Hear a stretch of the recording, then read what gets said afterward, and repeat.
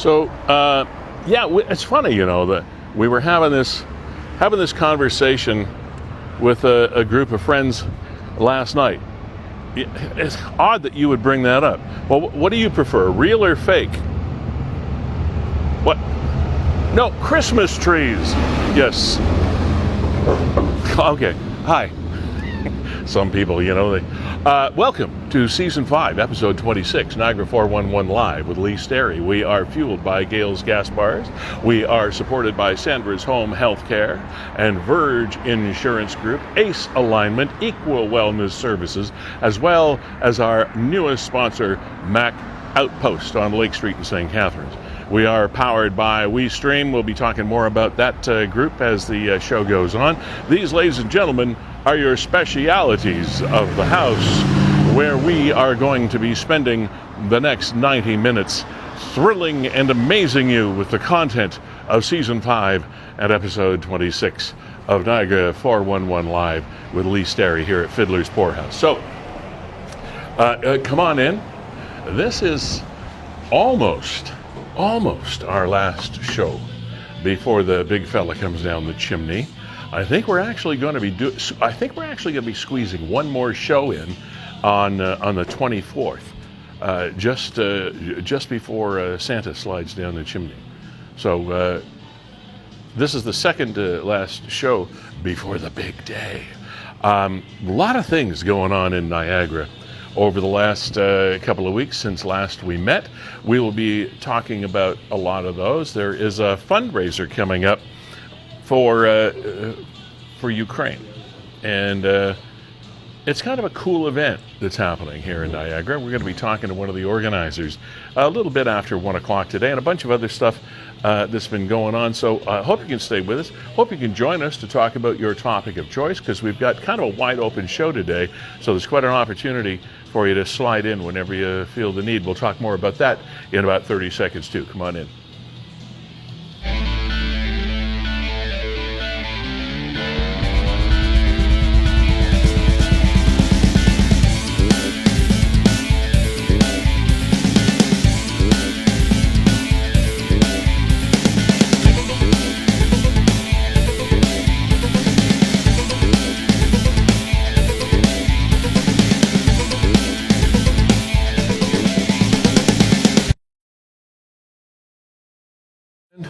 Here we go. We're off and running.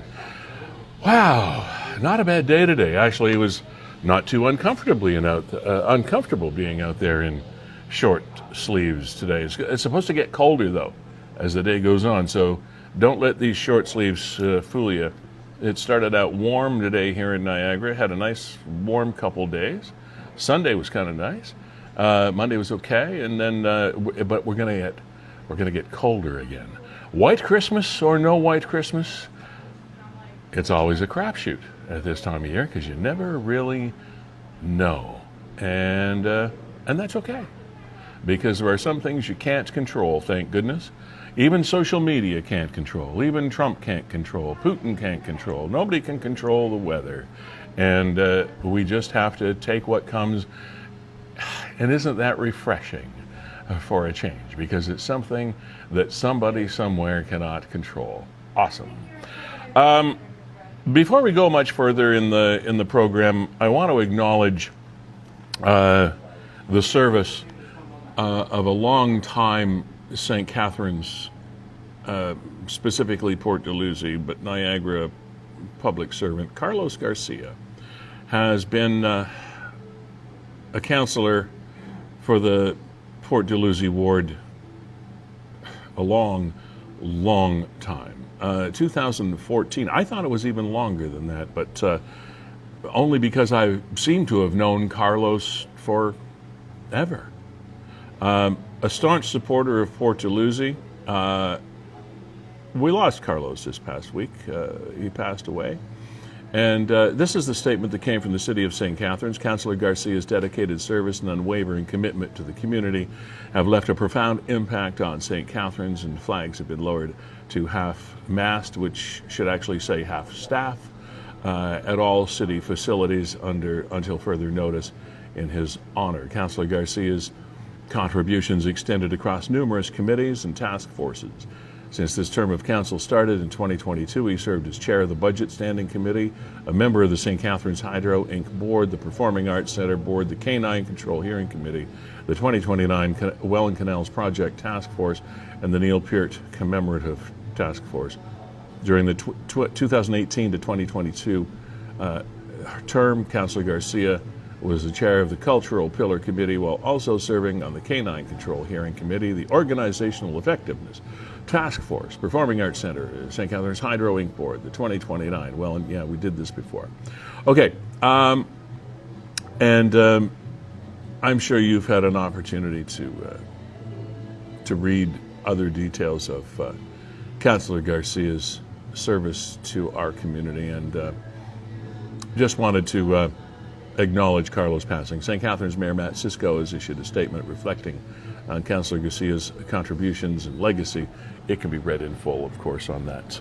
If you want to read it, it'll be on the St. Catharines Yeah, all site. of my interactions with Carlos over the years were very, very pleasant, very professional. Yep. He was a funny man when the opportunity presented itself, and my condolences to his family and loved ones. And obviously. if you made ours as well. And I mean, if you called Carlos's office, you usually had a chance to talk to him.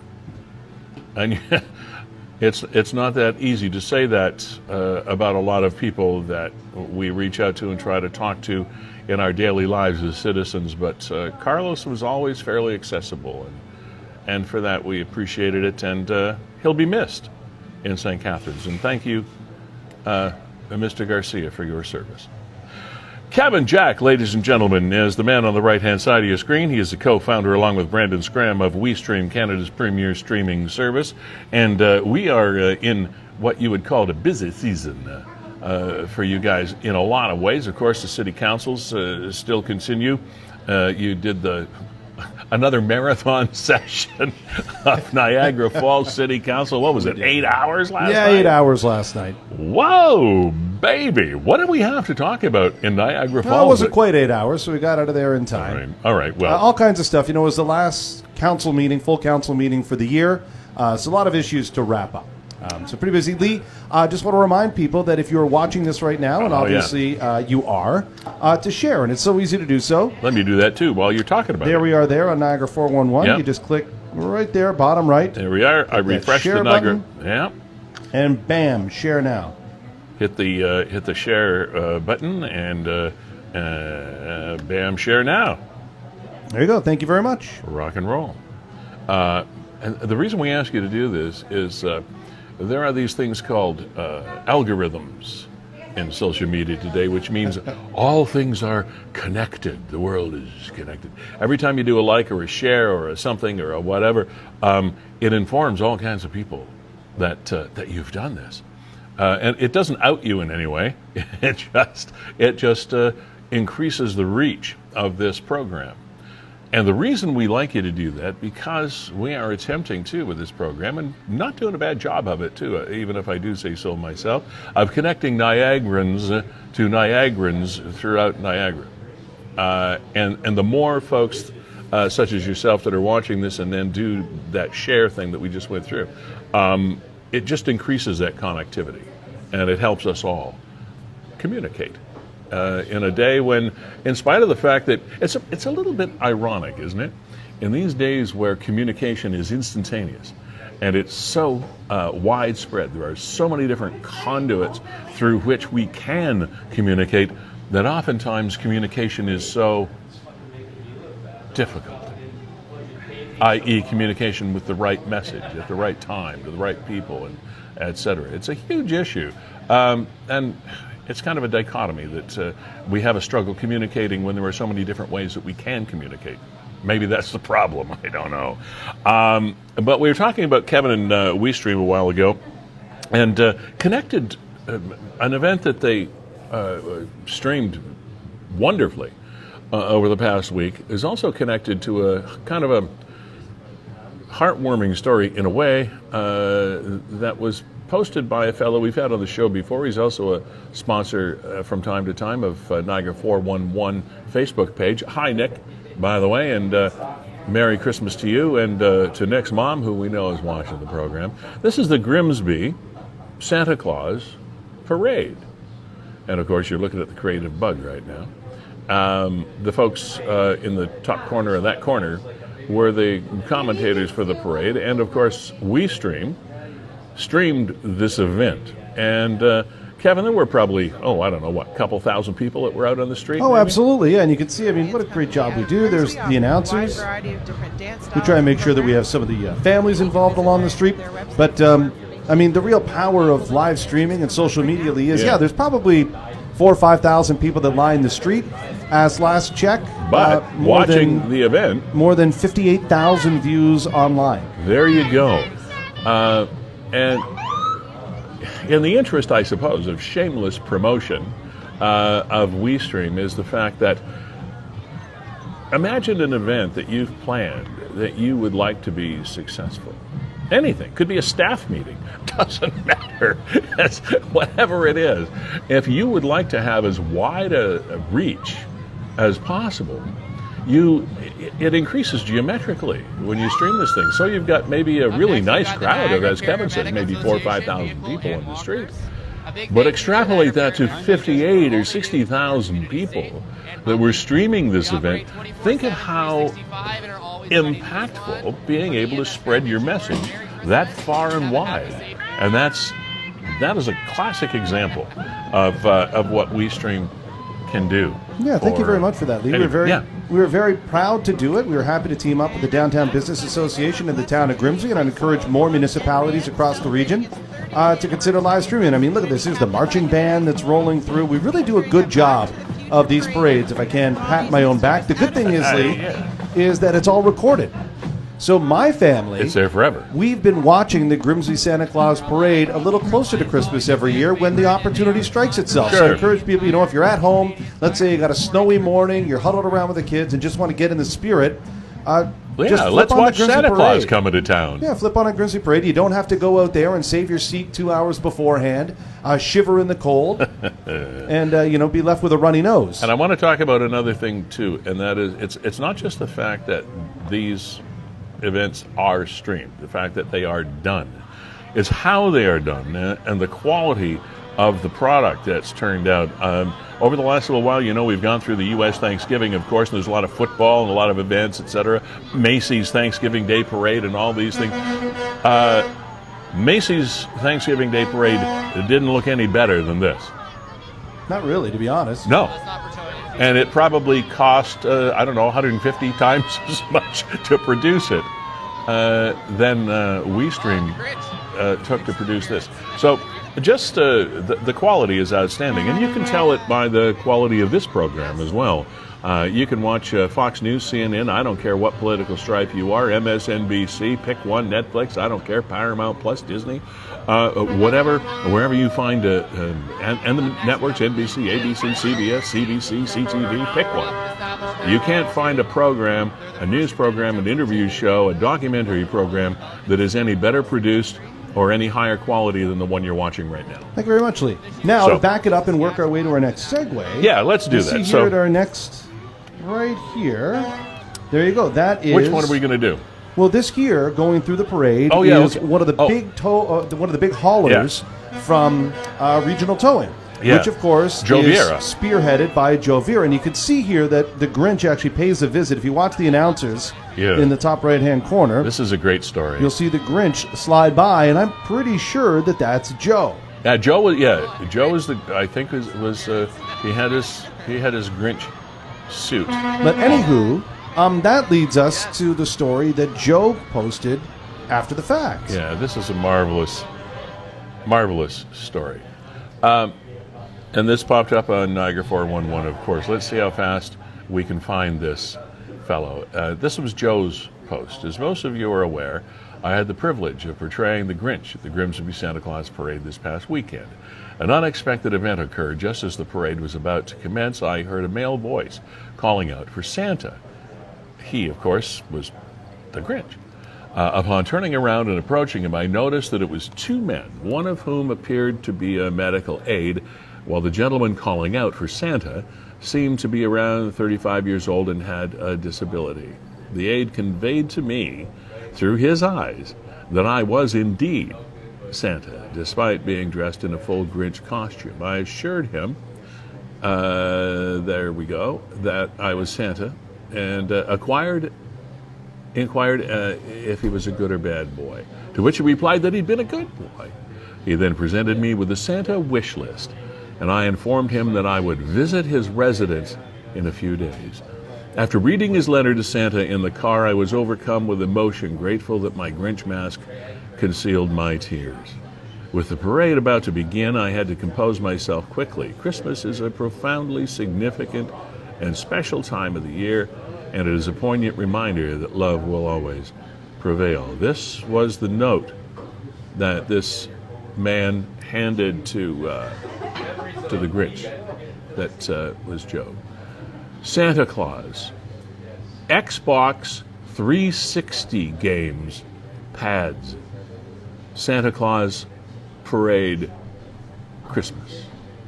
So this man wanted to give Santa his list.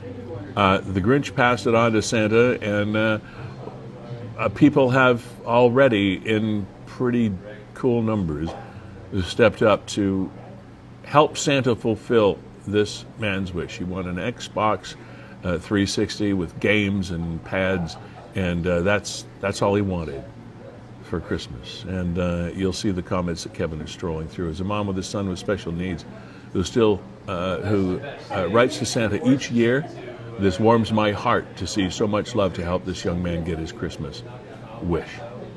I have an adult son. I love this post. Thank you, Joe, for trying to find him and passing that stuff. Yeah, so as we on go to down, Santa. Lee, and this is the power of Niagara 411 and the power of Niagara. Yeah, You go down. Okay. This People are trying to identify this man. this is a key. This is a key reason. And here we go. So many Xbox 360 games. Corey said, "Hey, I got some. I even hopped in there too." Yeah, I know you did. I was going to mention that. Okay. Kevin stepped up and said, "I got some games I can pass We on." got some games. We find this guy, and then here we go. Jen might actually be at the source. I have a feeling this may be Chris. Community Living can confirm. He stops in at our house often, and I saw him walking to the parade with a piece of paper. And irrespective of who this young man was, people around Niagara are making his Christmas wish come true, which is phenomenal. So I don't know if there was any follow-up on this. Maybe I'm we not can reach sure. out to Joe and say, like, hey, Joe, did you ever connect with this guy if it is, in fact, Chris?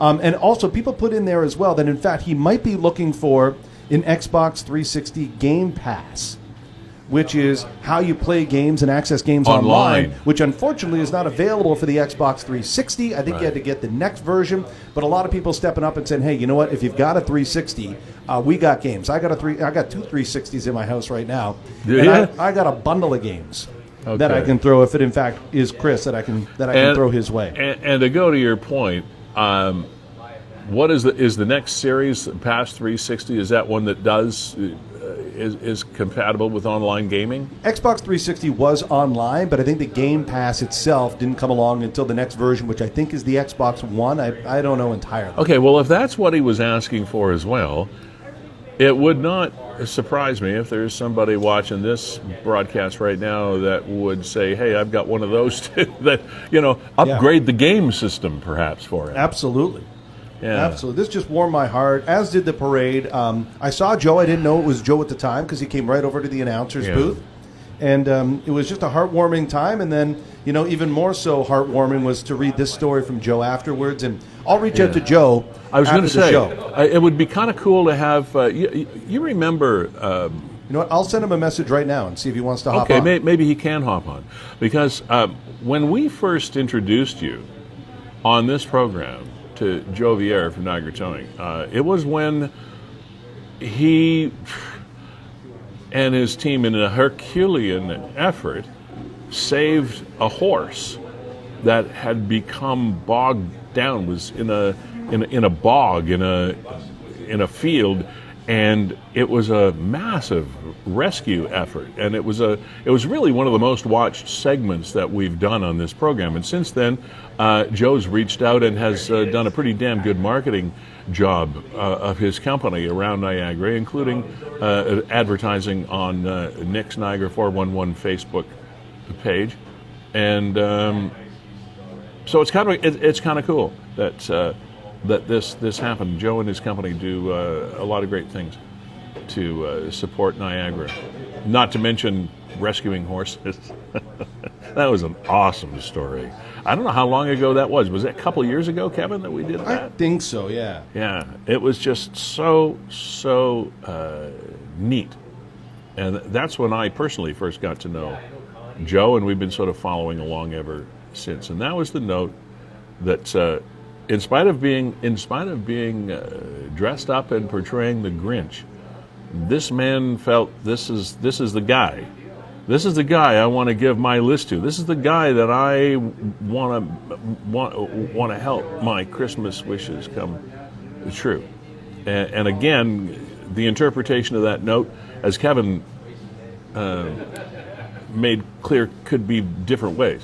But anyway, whatever it is, whatever the message is, I'm sure it will be fulfilled as per the messages and all of the people that have stepped forward to say, "Hey, let's help this guy out. Let's have a Merry Christmas for this man."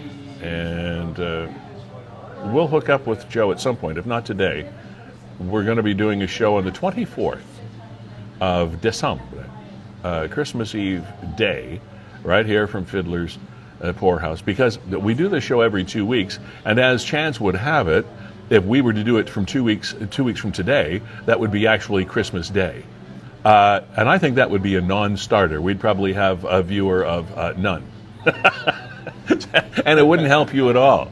But we thought we might have some fun on Christmas Eve Day and do the show then.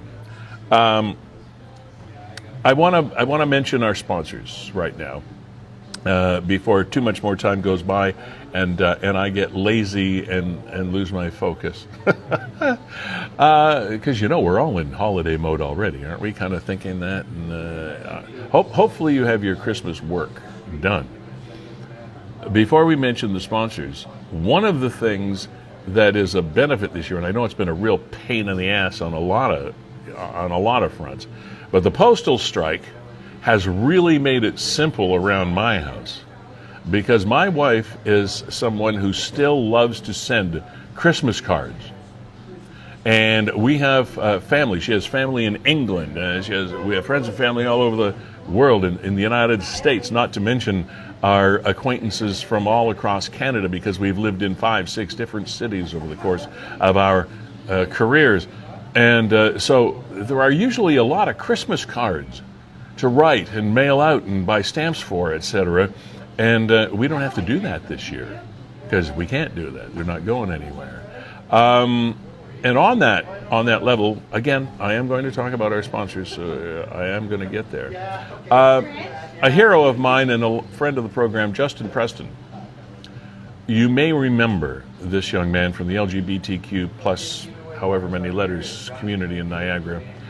He has a Christmas card campaign every year that he operates at his own expense, with some donations, etc. But it's pretty much on his dime, for people that might not have a very Merry Christmas or a pleasant holiday season for one reason or another, and it can be very, very emotionally stressful. And I'm assuming that this postal situation has really thrown a monkey wrench into Justin's annual initiative, and for that we offer our condolences, because I know it's a big, big deal in Justin's world, as well as the world of the people who he helps with supportive messages at this time of year. So want to acknowledge the people that are struggling, and maybe struggling more than usual because of this ridiculous Canada Post situation that's happening right now. Our sponsors, Gales Gas Bars. There are companies that just continue to sail above and below the radar. Below the radar because you know what it's like. Something that has been around for a long, long time, something that you're used to seeing becomes almost like wallpaper. You take it for granted. Just like a lot of people take Niagara Falls or St. Catharines, the beautiful winery countries we have, Welland and the Canal Days in Port Colborne and all these things, Fort Erie's issues and everything around, the Grimsby Parade and all things like that. It's really easy to take things for granted. Because they've always been there. You don't think about them every day because they've always been there. It's always been that way. And Gales Gas Bars falls into that category. For most of us with memories around Niagara, they've always been there. And they've always been doing a great job and always supporting Niagara and are going to continue to support Niagara. Rainbow recognized across the region as well. And we just want to thank them for their continued support. And what I would like to say, quiet partners. A lot of times when you're involved with people that spend money to be on your program, they pay us money to be here. It's a bigger relationship than that because Jessica Friesen and her staff hardly ever say anything to me about, there's never a complaint. There's never a, why did you do that story? Or why did you say that? Or what? And oftentimes, you know, that happens in the advertising world, in the marketing world in which we live. That doesn't happen in this case. Every now and then, Jessica will send me a note and say, hey, did you hear about this? And we can talk about it or not talk about it. It's entire up to, that's the kind of support that we have from almost all of our sponsors, and we really appreciate them a lot. And Gales has been with us the whole way and continues to stay here. So we wish them well. We thank them for their support. And after serving this community for more than 50, 60 years, heading into a busy season for them because they're the one-stop shop for petroleum products, heating oil, all kinds of oil products, and a lot of people still heat with oil around Niagara, believe it or not. It'll be their trucks delivering it whenever it's needed in what they used to say about the postal system, in the heat of night, the swift, the cold, whatever. That's what Gales does. Anyway, I know I went on about it, but they deserve it. So thank you for your support. Sandra's Home Healthcare. Sandra D'Alessandro was with us a couple of weeks ago as well, setting the bar, setting the standard for home health care in our region. We talked to her. You can go back and check out another show if you want to find out more about this, but the accreditations and licensing regulations have changed in Ontario as of July of this year, very, very recently.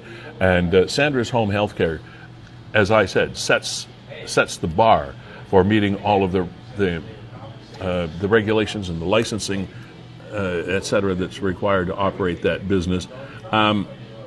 They have tailored home health services from personal care and medications management to specialized medical assistance 24/7 if necessary, matching their caregivers to the client. And we're just pleased as punch to have Sandra and her team as part of this show. Mark Shirk is another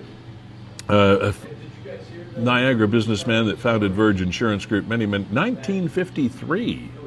Verge Insurance Group has been was started and has been in business ever since and continues to provide you with whatever consultative needs you have with regard to life insurance, business insurance, home insurance, auto insurance, whatever. Verge Insurance Brokers on Ontario Street, St. Catharines. We thank you. Ace Alignment. Known these people for a long time outside the automotive business. We were broadcasting all kinds of other things. Merrittville, Speedway, the family has a long history there. Janice Purdy and her staff running Ace Alignment. They're on North Street in St. Catharines, just behind the police station off Geneva. Wheel alignment and brakes and front end repairs and oil changes, specializing in whatever vehicles that you need to have serviced and looked after. Ace Alignment is indeed the place to go. The head guys there that look after all the stuff, and I talk about being under the radar. I've offered to Darren and Matt to come on the program and have a chat, because it's part of the service that we offer for our sponsors to come in and talk to us about the business and what's on their minds and what's going on. Well, they run the other way. when we ask them to come in and have a chat, nope, not going to do that, but we appreciate the question. Okay, good. Head mechanic is Darren Miller. Senior mechanic is Matt Crompton. Thank you, Ace Alignment. Equal Wellness Services. You might know Audrey Wall as Audrey the Foot Nurse. She is probably the ultimate experienced foot care professional in the Niagara region. Audrey Wall, the Foot Nurse, expanded her business a couple years ago now to become Equal Wellness Services. They're located in St. Catharines at 365 Vine in a small plaza there between Scott Street and Carlton. And they offer high quality foot care as well as other holistic services from other practitioners that are in her business. And if you are a holistic healthcare professional looking for a place to ply your trade, she has, I think she's got one room, maybe two left in her facility. Brand newly, that's not right. Newly renovated. That sounds better. That facility at 365 Vine. Thank you, Audrey Wall, for your support as well. And our newest sponsor that joined us, this is the second or third show now that Mac Outpost in St. Catharines has been here. And I got to tell you from personal experience, this is your info and service and even retail source for everything Apple in Niagara. Sean, the owner of the business, as well as his head tech nerd there, and I mean that in the nicest possible way, Derek, and the people that they have working with them are just phenomenal, and I'm testament to that effect. I spent a fair bit of money with them over the past year, and man, it's every penny has been worth it. They're great folks, because I live in the Mac world, as does Kevin and WeeStream live in the Apple verse. As it were. And if you have any questions, any concerns, any investigations, any research you want to do into anything Apple, these are the guys. They're at 353 Lake Street in the plaza right across from Don's Lighting. In the Tim Hortons Plaza there, what is it, Dollar Tree store that used to be That's Entertainment, that spot there, right around Lake and Scott Street. Yeah, Lee, these guys are awesome. If you own an Apple product and you need service, or if you just have questions, or you're wondering which dongle to buy, don't go to the mall. Go see these guys. Absolutely, they're the best. And to be perfectly honest, a lot of the iStores, if you will, they've not to take anything away from the folks that work there. They're good people, no question. But a lot of it is just selling you hardware. They're selling you stuff. Okay, they're like retail outlets to sell you stuff. These guys, they don't just sell you stuff. They help you with the stuff you've already got at reasonable rates. And if you do buy stuff, they can tell you how to use it. You're bang on. You're absolutely bang on. And that's been my experience. So Sean and Derek, again, Mac Outpost in St. Catharines on Lake Street, thank you very much for your support. And you just walk in and ask a question, and I can almost double damn guarantee that in about 30 seconds you'll have the answer. without question. So that's our bunch. That's our lineup of really valued sponsors. And of course, at this time of year, when everybody is in need at some point in time, everybody is conscious of their finances going into this season, more so perhaps than all year round. And there's always talk of budgeting, and you know what it's like out there. Everybody's talking about food prices and the GST holiday that is supposedly going to help the world. Well, I don't know so much about that, but money and support and loyalty and all of those words that again we can sometimes take for granted are highlighted. They're somehow more vivid, clearer in focus, and become more important at this time of year as we take stock of our lives. And we really do appreciate the people that write a check to help support this show. Yeah, and Lee, we also support or want to thank the other people that support our show in other ways, like Fiddler's Poorhouse. Absolutely. I was going to go there. I'm glad here you we did just that. saw Dave a few minutes ago. Is he here? Halloween trivia coming up. Oh, gosh, that's a while ago. Coming up? Well, Yeah, it'll be what's coming going on? up. Usually they post but more than probably this. in 2025. I wonder what's going on here. You don't have an up-to-date post. Yeah, I don't know what's going on there. But, Well, there's trivia nights here. What on Tuesdays? Yeah, Tuesdays they do trivia. They just introduced karaoke on Wednesday. Could be karaoke. Yeah. Right now, Lee, they got a great promotion where if you come down and buy a $100 gift card, they'll give you an additional $50 to spend at Fiddler's. If you buy a $50, I think they give you $20. That's cool. So if you know somebody that comes here, or you're thinking about coming yourself, do that. Buy the $100, and then you got $50 more to spend in the new year. There you go. It's absolutely bang on. Hard to beat that deal. And then also, I'll let you talk about the support that we received from our good friends at Beau Chapeau. Indeed. I was in there again a couple of weeks ago now. I can't go anywhere near Niagara on the Lake without heading into Beau Chapeau hat shop.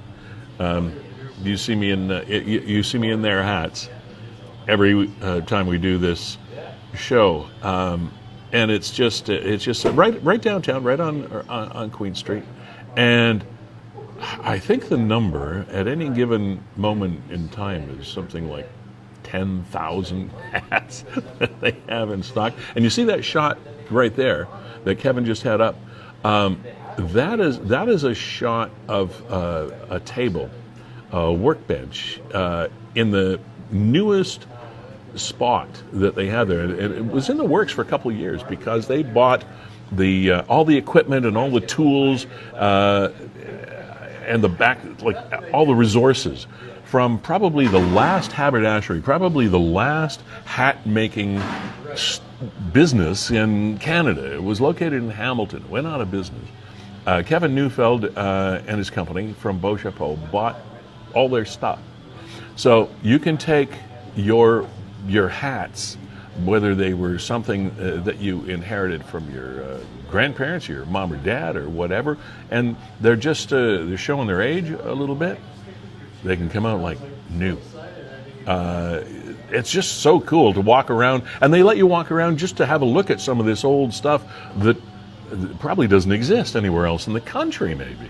Yeah, I did. It's really cool. My parents and I went for a stroll in Niagara on the Lake about a month ago, and my dad and I spent 10 to 15 minutes just kind of gazing at that refurbishment, the repair shop, and it's just so cool to see some of the old machines and the old forms. Oh, hats just have been traditionally all the different made. hat crown shapes that they very cool. they can steam and you see this thing here.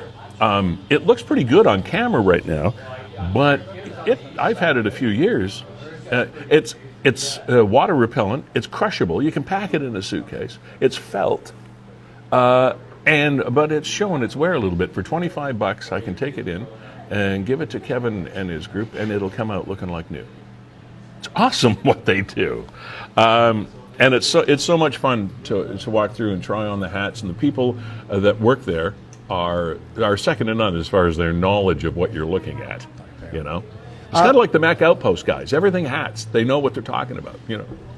I just want to steer the ship and give you a show update. I reached out to Joe at Regional Towing. Yep. And he's going to be joining us here within probably 10 minutes. Oh, that's cool. We'll get more on the development of that story, see if he's been able to make connections. Good. Lee, I think we've got time now. Should we talk about the mystery statues? I think that is neat because we have not, collectively, you and me, have not heard anybody else talking about this. Now, that is, for those of you that may have been living under a rock, that is the property right out front of the entrance of the Meridian Center, home of concerts and, of course, Niagara Ice Dogs, etc. And these statues just showed up. What, a couple of months ago? Yeah. Month ago? I mean, it's just right over there, Lee. Right here. You could see there in the photo, that's the Rankin Bridge. Yeah. And it's right across the road from us. You can just go down the stairs. Yeah. We used to do our intros from over there back when we had our office in the phone booth. So look at these things. They just appear to couple of months ago. The bigger one would appear to be, I would call it a fox. Looks fox-like to me. And the other one, is that a beaver in the background? That's my guess. Kind of looks. Tail. Here, let me see. Took another picture. Kind of. I don't know with it. I don't know if he's got a big tail. Maybe it's I don't groundhog know or if that's something. what that is, or what it's supposed to be. Unless it's a baby fox, but I don't think it's a baby fox either. Nobody knows what they are. But they just showed up. There's no plaque. Somebody just plopped them there. I don't know if it's somebody. I mean, you could see the soil's disturbed around there, so they were installed. But did the Meridian Center do this? I have no idea. Was it the city of St. Catharines? But again, you could see where they are. It's that green piece of grass just kind of right across the road from the Meridian Center. And just on this angle right here, Lee, if you look to your left, that would be that little slender parking lot. Yeah. From there, it looks a bit like a beaver or an otter. Now, an otter would be smaller than that. You're right. Maybe an otter. But it kind of has the otter-like shape, doesn't it? Oh, sorry. Yeah, you can't see that there. I can't see it there. There Like you go. that. Kind of otter-like. It doesn't have a beaver tail. No, definitely not. So So what the heck is this thing? I don't know.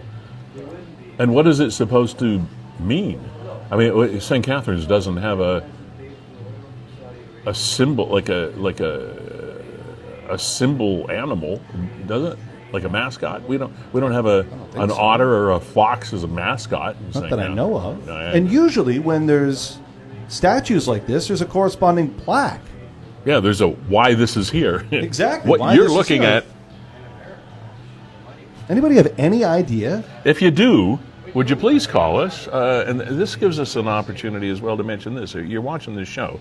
Click on the link at the bottom of the feed, and it'll click you right through to our Niagara 411 Live with Sterry green room. Kevin will see that you've clicked in. Make sure that you've got an operative camera and microphone on your phone or your computer or whatever.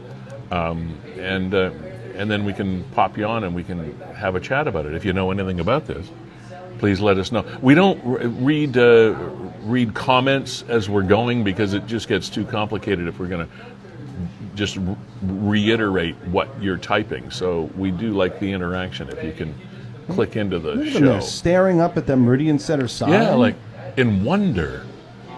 What are we looking at? It's Like just the fox, so strange. the fox is there, and then the otter or whatever it is kind of like. What are we looking at? It's in a very nondescript place, like just in an open patch of grass. No plaque around it. Nothing to identify. But it's what beautiful. It is. They're beautiful. They really are, actually. They're cute little critters. Are they there to ward off some of the other critters? Oh, you know what? Are they there to keep the rats away? That might be I remember. Now that you mention that, I remember being fooled, and I should be embarrassed to tell you the story, but I'm not. I was playing golf at a course in my ex-hometown of Penticton, British Columbia. I used to be a member of the course. I'd never seen these things on it before, and I walk up on one of the golf tees, and there's this amazing creature standing in the fairway. Now, this was definitely a fox, and I actually thought it was live. I took out my phone because there are foxes in the area. There is wildlife in the area because it's not too far from an Indian reserve out there, and I took a picture of it. I said, "Look at that!" My son was golfing with me, and he was doubled over in laughter because it was a statue. Because you knew, yeah. It was a statue, and that's why You it didn't was try there. feeding it, did you? It was to keep the birds and the geese away. So if wouldn't you have its teeth gnashed or something? Well, you have it looking more lifelike. I mean, this doesn't look like a real fox, like the one that I saw, the one I'm talking about that embarrassed the hell out of me. It looked real. This doesn't look real. This looks like it's supposed to be a statue. I don't know. I just don't know what that is. All right. Okay, so just get an update here from Joe. Hopefully he's going to hop on in the next 15 minutes or so. Just texted him, said, I can't right now. So he's on the phone or something like that. Well, he does own a towing company. He's probably busy. Absolutely. Where do you want to go here, Lee? I mean, lots of stories. Well, there was something that we were talking about. I found actually kind of sad. The stolen cars. The St. Catharines, Roehampton area was the area that they were focusing on. Now, we have heard stories over the last while, not just in Niagara, but other places as well. There is an increased incidence of vehicles being stolen and or broken into. This is also the time of year that pastime increases because people are trying to find stuff and make a quick buck or whatever, but I don't know that this was the case. There was a male arrested with multiple charges in St. Catharines. Now, normally, this wouldn't really catch my attention too much, except for the fact that it happens a lot. But it's how this unfolded that got my attention. I thought was kind of sad. In the beginning of December, detectives with the Niagara Regional Police Service began an investigation into vehicles being stolen and several vehicles being broken into in the Roehampton Avenue area in the city of St. Catharines. It's not too far from where I live, as a matter of fact. As a result of the investigation, detectives were able to identify a male suspect. On the 6th of December, not too long ago, 5 days ago or so, detectives located a stolen vehicle in the parking lot in the area of Welland Avenue and Grantham Avenue. You know where that is, kind of near the beer store, off the service road there near the highway. Scroll up, please, Kev.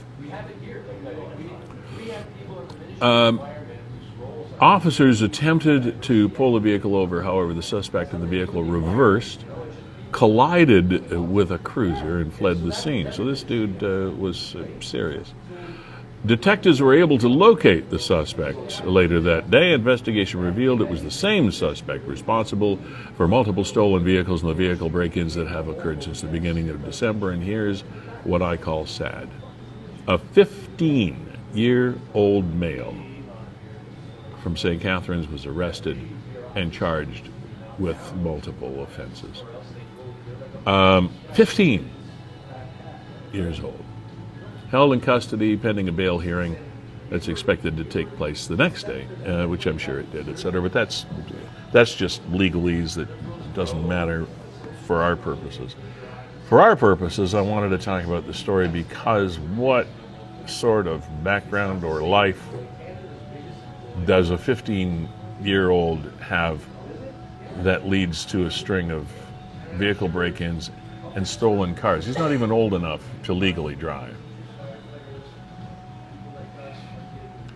That's a sad statement, in my humble opinion, Kevin, of some segment of our society that hopefully is reclaimable. Will there be redemption for a young person that's got that crappy a start to adulthood, almost adulthood? I don't know. It made. Yes, I was happy. I don't know if happy is the right word. It was good that there's some closure and the people don't have to worry right now about having their cars broken into, at least by this guy, right away. But it's. Yeah, well, it did make me feel good. Let's put it that way. I didn't like it. Well, what about this clown? Now here's another whole sack of hammers. Whoever this is needs a good slap. More upstanding folks, as you can see, stealing Christmas lights. Like, oh my God. And I know this is nothing new as well. I mean, we used to live out in the country when I was a kid, and my folks would decorate pretty nicely in the yard, and they'd put some things out in the yard, and occasionally vandals, for whatever reason, would cause some damage or take something, and, you know, you shake your head and say it's a shame, but, like, right, just... What is up with some people? Like, why? And very methodically just unplugs the light. Yep. I'll take that. Sure. Oh, this looks cool. Worst part is, Lee, I know this guy. Not the thief, the guy's house. You know the house? Oh, gosh. How'd that go there? Yeah, I know the house. Can you solve the puzzle? I messaged Brandon, who also knows this guy, and said, hey, is this so-and-so's house? He says, yeah, that's his. It's like, oh my gosh, I'm looking at it going, I know that guy's house. What was it that was stolen? So it's right on Vine Street, and it looks like that's a light right in the middle. Wouldn't surprise me if it's one of those like kaleidoscope lights. Oh, right, that shines on the side of the house. Yeah. It's hard to tell from the photo, but that would be something that somebody might want to take. But boy, oh boy, give your head a shake, man. Just walking by. That's on Vine Street, just north of the QEW. Well, you know, they used to say back in the old days, that's why we can't have nice things. Yeah, seriously. You know. Talk about grinching. Oh, just so you know, it doesn't look like Joe's going to be able to join us. Too Speaking bad. Speaking of the drone. I want to tell you who is coming up, though. Joe Hube is organizer of the night. Sorry, there's a little bug flying around here. Niagara Sunflower concert for Ukrainian relief. It's coming up this Saturday. He's going to be talking to us about that. He's coming up. I don't know, 20 minutes or so from now. He'll be with us. There was remember, how many times did you, when you were a kid, or do your kids boot a soccer ball around or throw a baseball around or a football or something, and it flies over your neighbor's fence, and then you have to go knock on their door, which my parents always made us do. We couldn't just climb the fence and go get it. That would be rude. So we had to go knock on the door and ask, I'm sorry, I kicked my ball into your can I go get my ball? And, sure, go ahead. Well, this is happening a lot more with things other than play toys, because we don't know where they're coming from. This post found a drone in my yard, Linwell and Ontario. Why are all these things happening near where I live? It wasn't me. It's not too far from my house anyway. So more and more of these things, first of all, are affordable, because prices are dropping like they used to drop on all kinds of electronics. Once they became popular, they're mass-produced, and they're not that unaffordable these days to buy sometimes some of these things. Some of them are really expensive, but it depends what you want them to do.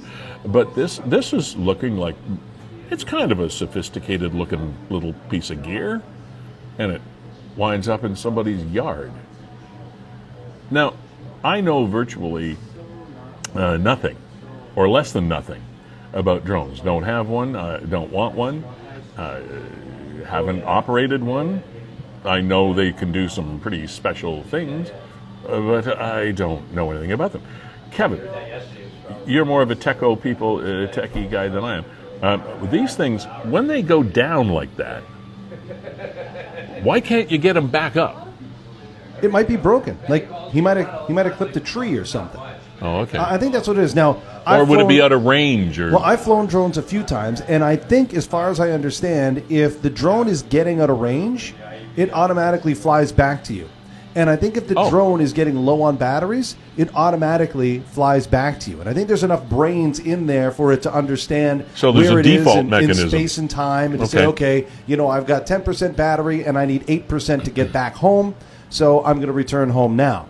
Right. But I don't know that that's true, and I don't know that it's true with every model, right? Some are more sophisticated than others. You can buy kind of little runaround drones without cameras. This doesn't look like it's too cheap a unit. It looks like it's got a camera on it, but I mean, I don't know that it's the most sophisticated. I didn't say it would be the most, but it looks like it's capable. I mean, let's see. All the propellers appear to be intact.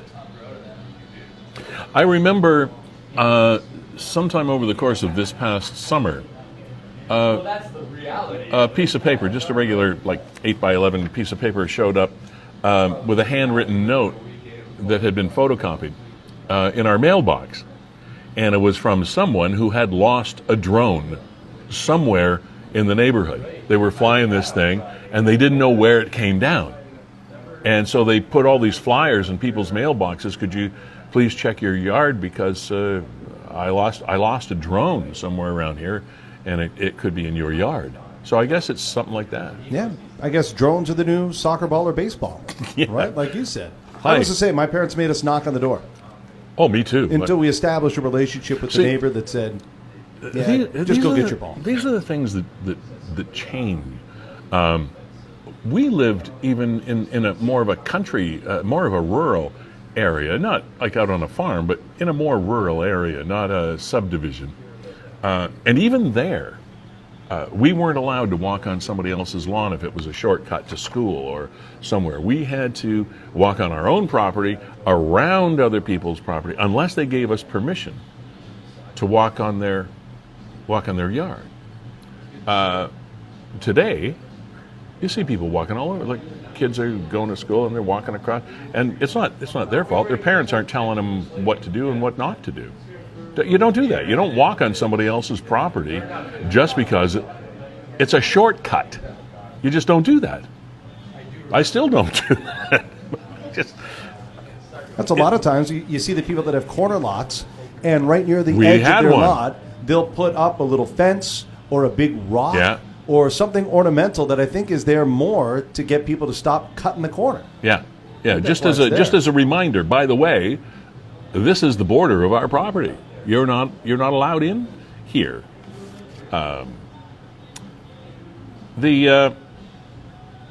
We continue to have issues, and with cars, some cars, not respecting school bus signs.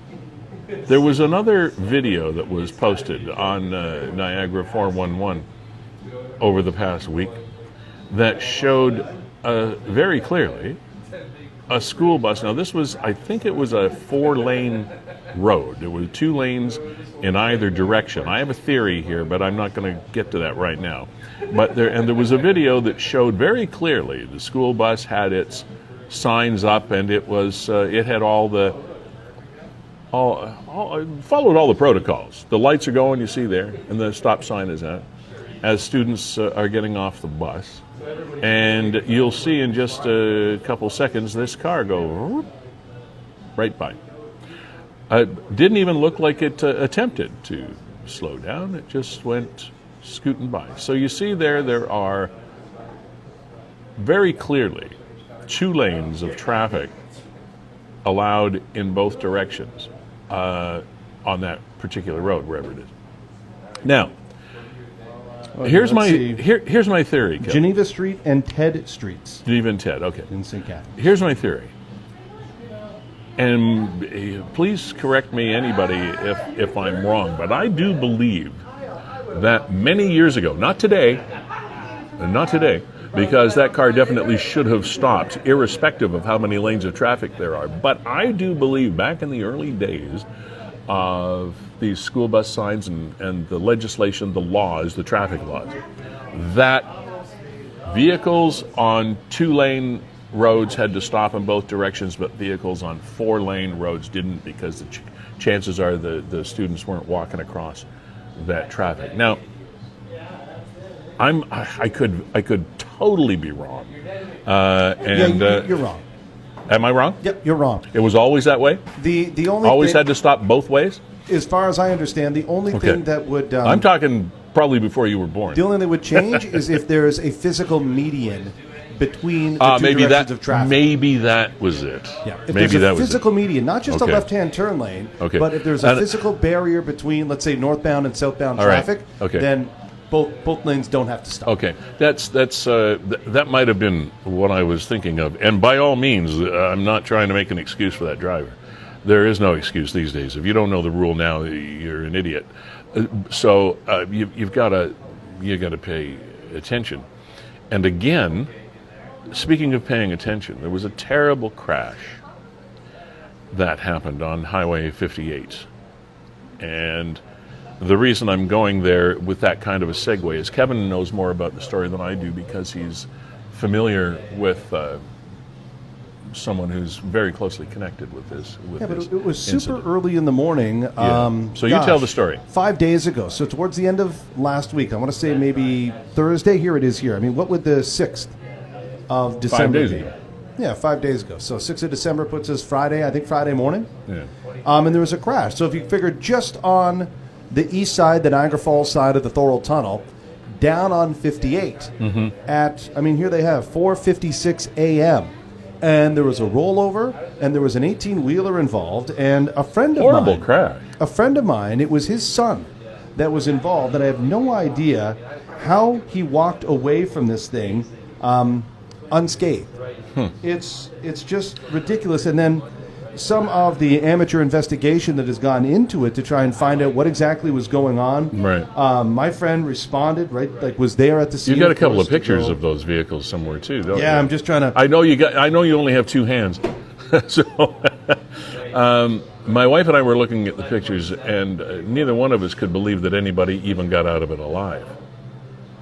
I mean, just a second here. I'll see if I can. Such a wreck. And we were talking about paying attention, and I'm not going to steal the plot of the story because Kevin's going to tell you about that in just a second, because stuff that has not been made public about this incident, and the only reason we know about it is because Kevin's friend's son was involved in the accident. So that's why we know a little bit more about what happened behind the scenes than yeah, I mean, than you do. Here's some of the.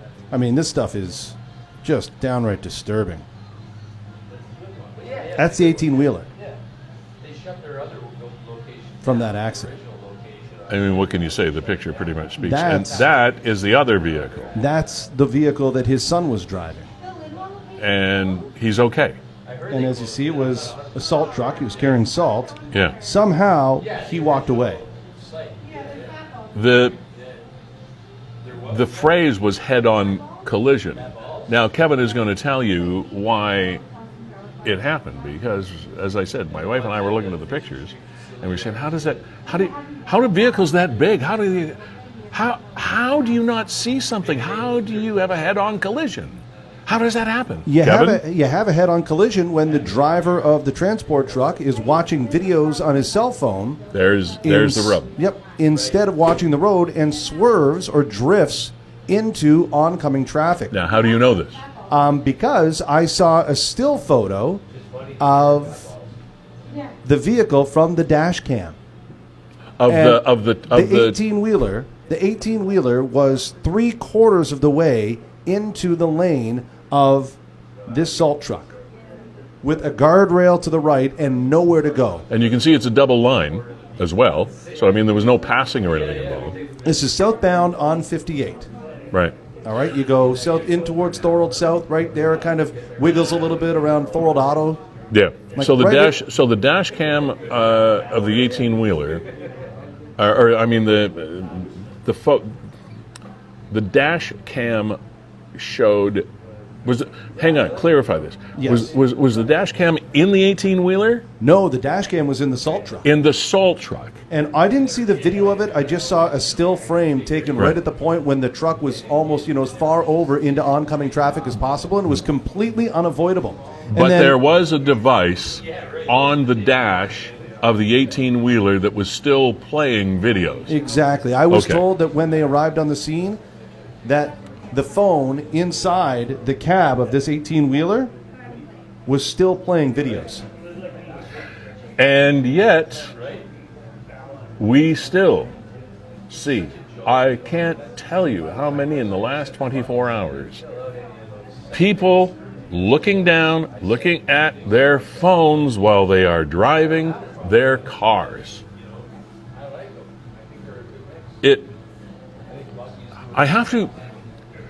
I have to resist the urge, Kevin, to roll down my window in a lot of cases and call these people out that I see. It is absolutely unconscionable that people are doing that. I get the fact that we have screens, map displays, and hands-free capabilities, etc.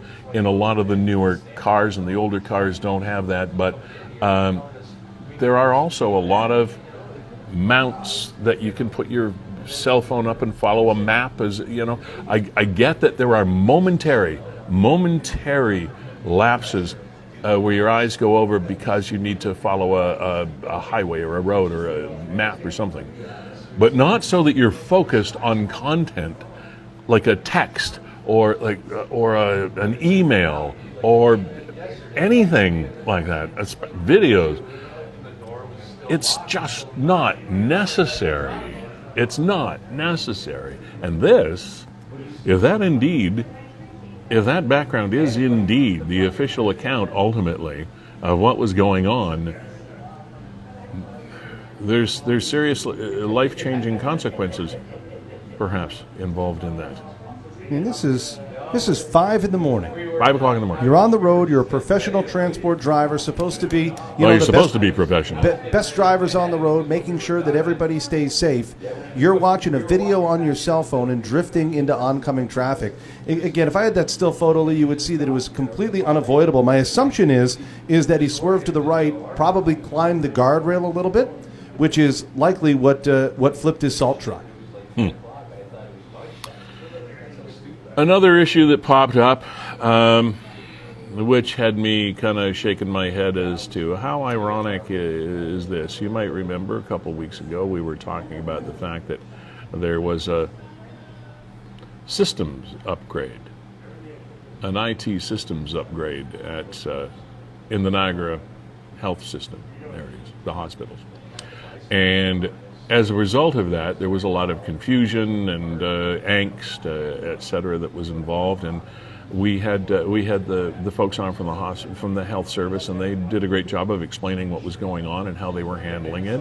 And at the time, for a few days, while things were a little bit out of whack, they removed all of the fees for parking at the NHS locations. And then it was just a couple of days ago, we got the news that the Niagara health system is increasing parking rates. Like all the goodwill that took place is kind of in the back seat now. Effective December the 16th, 5 days from today, as part of its efforts to support the financial sustainability of the hospital while continuing to provide exceptional care, the maximum day rate will now increase to $19 from $16 a day to park. Really? It goes on to say parking revenues are vital to NH's operations, over 80% going directly to impact patient care. Well, there has to be a better mousetrap. Sorry, there's got to be a better mousetrap than parking rates of $19 a day. Yeah, they do give discounts for staff and regular users of the parking lot, et cetera, et cetera, et cetera. But just for you and me, the rank and file folk, it's $19 to go in and park. Wow. Wow, wow, wow, wow, wow, wow, wow. And if we need parking rates of $19 a day to sustainably operate a hospital, we've got some budgetary issues and some funding issues and some general health care cost issues that aren't going to be solved, I don't think, by parking. And we'll leave it there. Life goes on. There was a bank robbery as well. Grantham. Would have been at the Grantham Plaza. Was it Scott and Vine? That's the Grantham Plaza, right? TD Bank. There's a bank. Yeah. That has to be traumatic for people.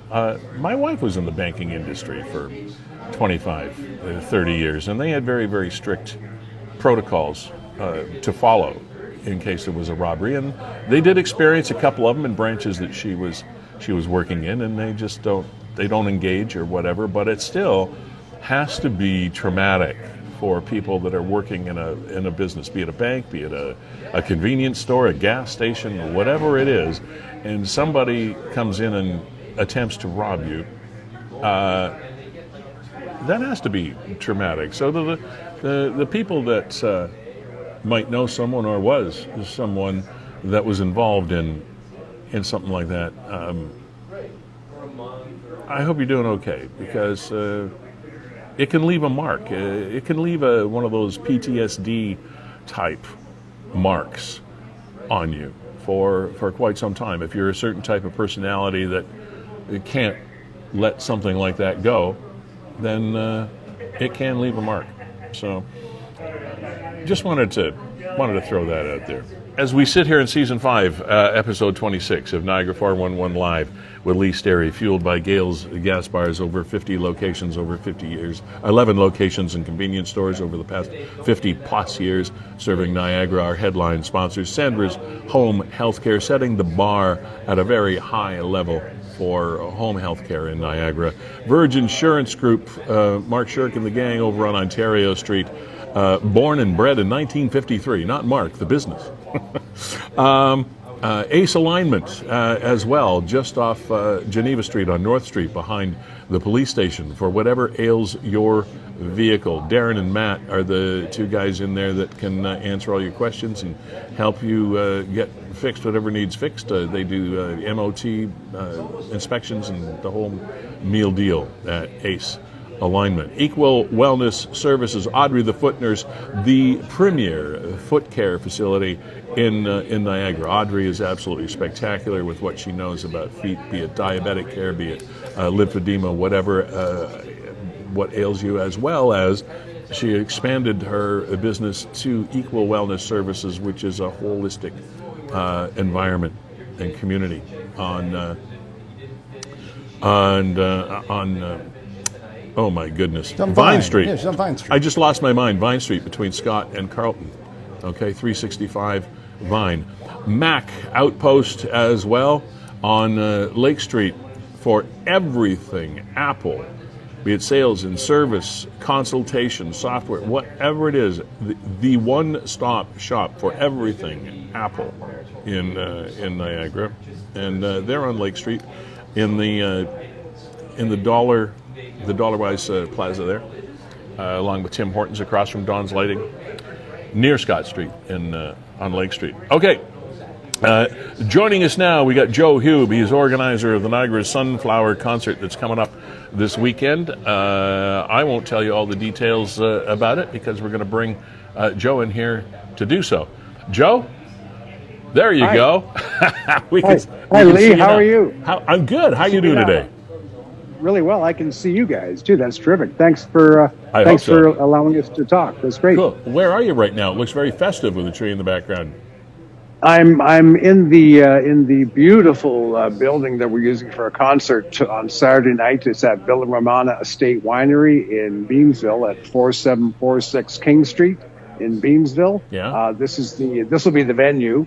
We're hoping to have a good crowd. We'll have two bands of very talented Ukrainian people who are recent arrivals from Ukraine, famous in their own right in Ukraine as musicians, and we're thrilled to present them as part of a fundraiser for Ukrainian relief charity.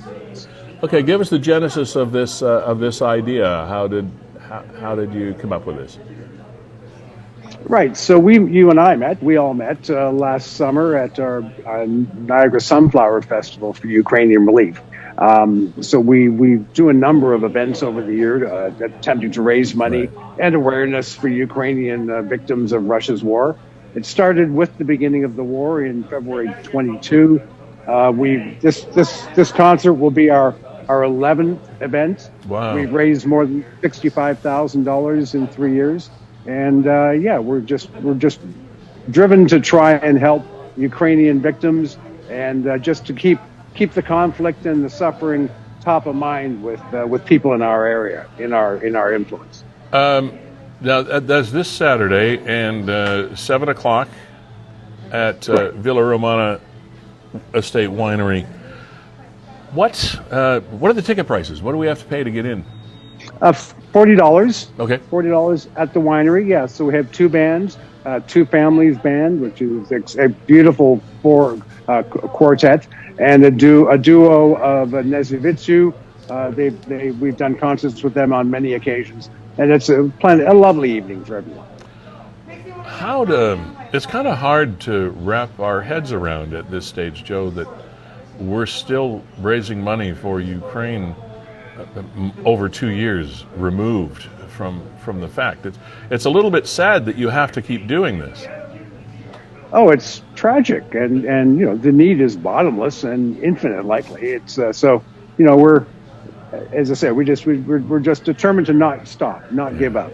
When you do raise these funds, and you said $65,000 or so already, how do you go about getting these funds, getting the support to Ukraine? How does that happen? Right. So we're in league. We're in league with a Ukrainian Canadian credit union called BCU Financial, and they have a foundation which has zero overhead as far as the charity goes, and they know people. They're Ukrainian run, and they have connections in Ukraine that will, and they know where the need is, and we're convinced that the money goes very efficiently to the need. Good. That's good to know. Bring us up to date? I mean, as you say, we've met before. We've talked about this before, so that the folks in Niagara can have some background on you. Who is Joe? That's an interesting question. So I'm not Ukrainian, but I am a person of great empathy, I guess, and I've surrounded myself with a group of people who are of like mind in this regard. I happen to be a realtor in Niagara West area. Is my day to day, but a group of us, as I said, are just determined to try and do something to try and help in a small way. The state of the world is quite atrocious right now, and we locked on and focused on this one area that we feel we can focus on and try and help. Well, good for you, and this is one of those times of year where volunteerism, although it's very, very evident year-round around Niagara from a lot of different angles, volunteerism is huge, and without it, we'd be lost on so many different levels. But this is a time of year where there always tends to be a bit of a spotlight on volunteerism because there is so much need, and people's emotions, I guess, are at a bit of a honed state around the holidays, and it's just nice to be able to reintroduce people like yourself to the community, because I know you guys don't do it for recognition, but you do deserve some, and I think it's just great that we have people like you and others in Niagara that do these things.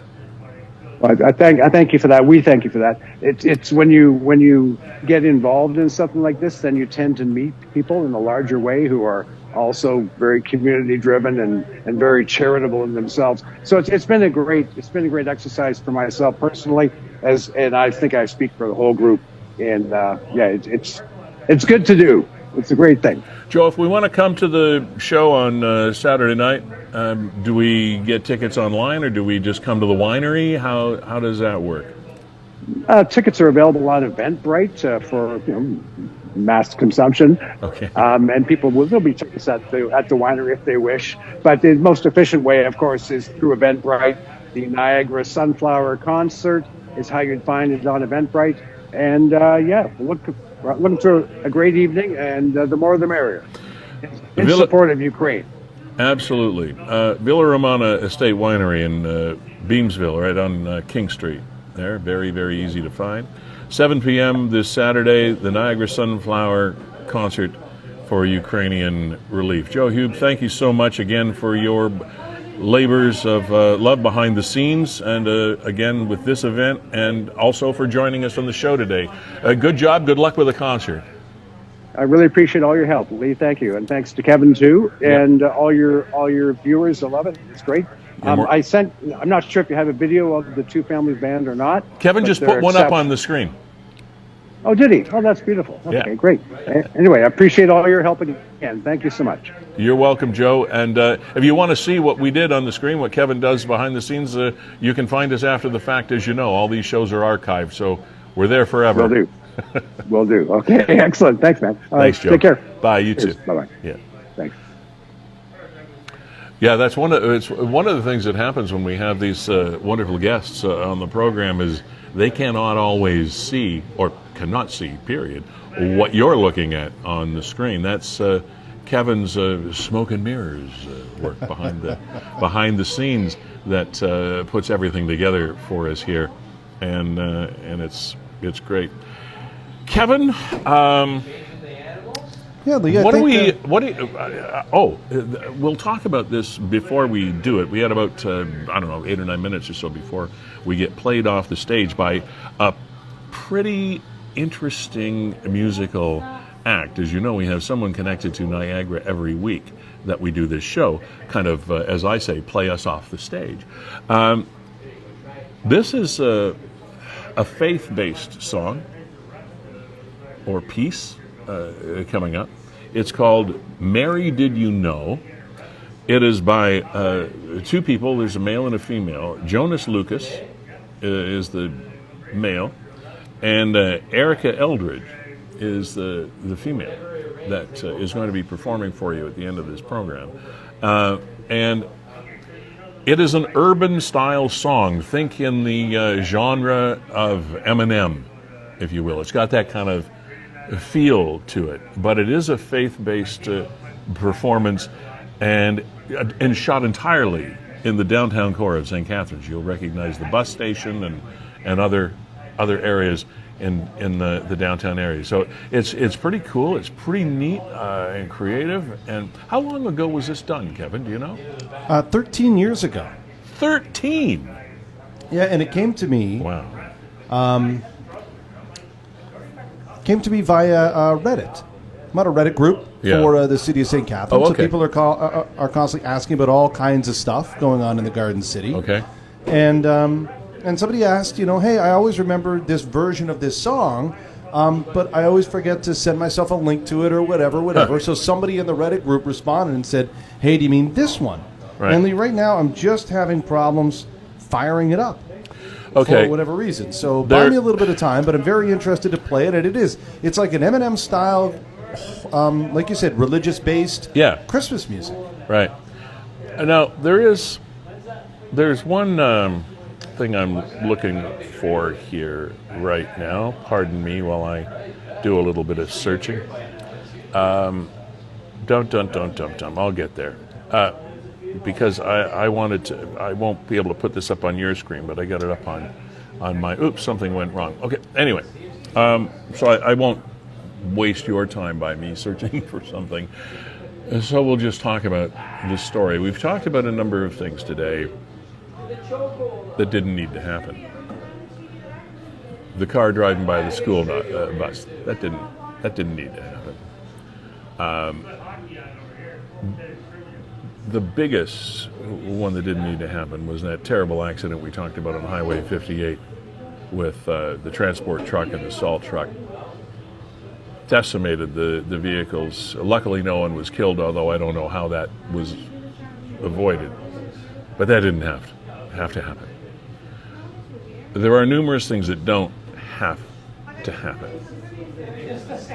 One of those things is the abandoning of animals. And nothing, I don't think, eats at our sensibilities more than animal cruelty. It's terrible what humans do to humans, but it's somehow even more disgusting when humans commit terrible atrocities against animals because the animals can't fight back. They have no juice in these stories. The word helpless comes to mind. And this story is another, and that doesn't have to happen. That's the thing. Abandoning animals like there were 5 or 6 puppies abandoned by someone. And these puppies were so brand new, they still had umbilical cords attached. 8 of them, okay. Happened in Grimsby. There's no need for this to happen. Humane societies and SPCAs and places, they are there if you don't want these animals, if you don't need them, if you want to have them not under your care or off your mind or out of your house or your barn or wherever the hell it is. there are places to go with these lovely creatures and people that would love to adopt them, especially puppies of that, or any animal of that age. And it's like, it doesn't have to happen. And that's what makes it all the more tragic. And whoever you are that did this, you have serious, serious problems. And you need to get them addressed somehow. Because you yourself are an animal. It just doesn't have to happen. And I think, Kevin, that's one of the themes of some of a number of the things that we've talked about over the course of the show is there are so many things that you shake your head at. I know that's dangling a participle grammatically, but that don't need to happen. So, and that's the downside. The plus side is we have a lot of great things that are happening because of terrific people in the community, like Joe Hube, the organizer of the Sunflower concert coming up this Saturday night at Villa Romana Estate Winery, 7 o'clock. It starts. It's $40 to get in, and it's a beautiful venue. Have yourself a glass of wine or whatever, and enjoy the concert in aid of the struggle that continues in Ukraine. These are people that do wonderful things. Joe Vieira, we talked about him from Niagara Towing earlier, received a letter during the Grimsby Parade of a young man that wanted some Xbox games or a pass for Christmas, and we'll connect with Joe and we'll get an update on that story. These are good people, wonderful people that do good things, and these things do have to happen, and it's wonderful that they happen.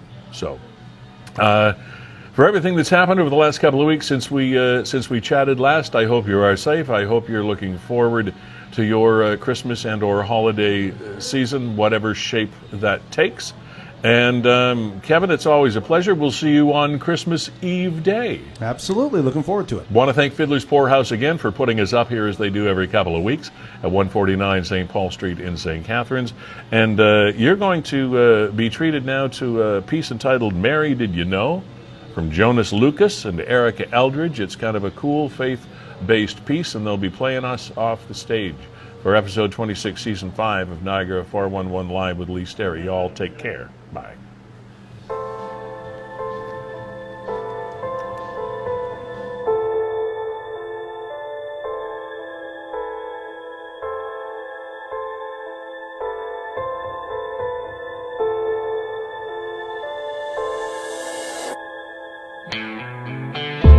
When it comes to this season, I'm reminded of the past. Over 300 messianic prophecies came to pass. With the birth of a child, both God and man, our deliverer of sin, born with a battle plan. Sin waged war in our lives since the day of our birth, but now the deliverer, our rescuer, has come to break that curse. That which has separated us from the Father on this earth is about to be defeated by the coming of our King and Lord. Oh Mary, did you know? Did you know that your baby boy will one day walk on water? Mary, did you know that your baby boy will save our sons and daughters? Did you know that your baby boy has come to make you new? This child that you've delivered will soon deliver you. Oh Mary, did you know? The punishment that brought us peace was upon him, and by his wounds we are healed. He made an appeal to the Father, our judge by his death on our behalf. Satan never anticipating the aftermath. The chains are broken, the captives are set free. The oppressed and depressed can lift their heads, cause we are free indeed. Our redemption sealed by the blood through the sacrifice of the one born to die, so that you and I can find the life he died for, to ensure forevermore the cure for death. Oh Mary, did you know? Mary, did you know that your baby boy will give sight to a blind man? Mary, did you know that your baby boy will calm a storm?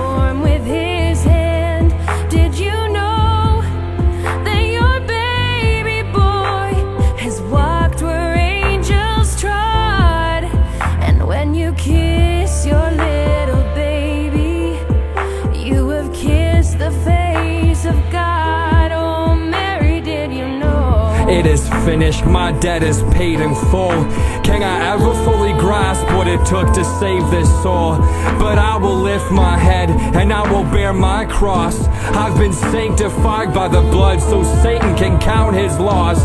The victory's mine by birthright, reborn in his name. Authority over evil because of the price that he paid. I see the heavens open wide and seated at the right hand of God is the one and only Son, the rescuer of the world, seated in glory and authority. Oh Mary, did you know? The blind will see, the deaf will hear, the dead will live again. The lame will leap, the dumb will speak, the praises of the Lord. That your baby boy is